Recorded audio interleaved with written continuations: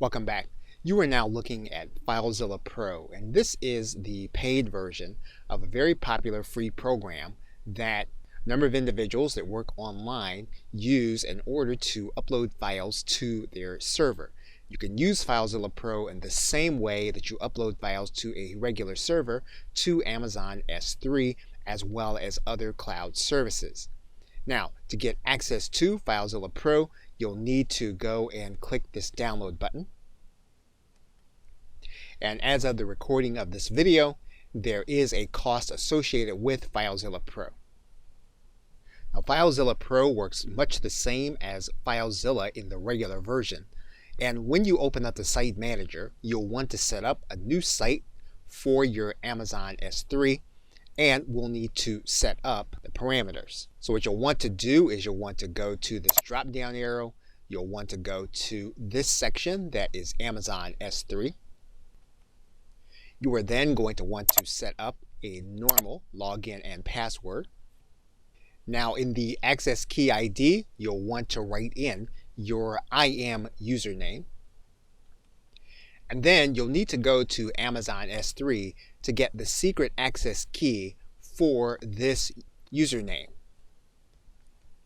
That means then that you'll need to go back to your IAM section for the name you created, and you'll need to go to this tab that says Security Credentials. When you do that, you're then going to click Create Access Key. You're then going to get a dialog box where you're going to be able to click this link to be shown your secret access key, and that is the string that you're going to want to put into Filezilla. And we're primarily going to be working with one bucket and one directory. So what we're going to do is we're going to write in here in the default remote directory the one that we already created. And once we've done that, we can then click the Connect button.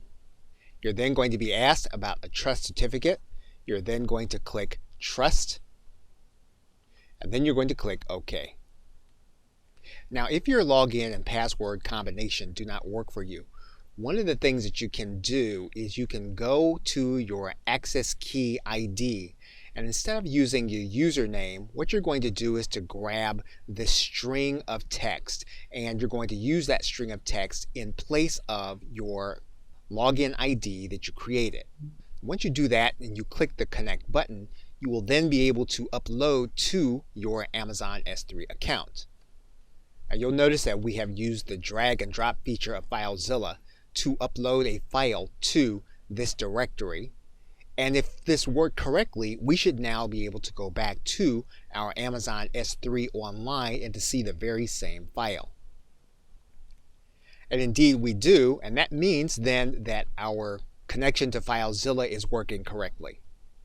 Okay, so with that, thanks, and I will see you in another video.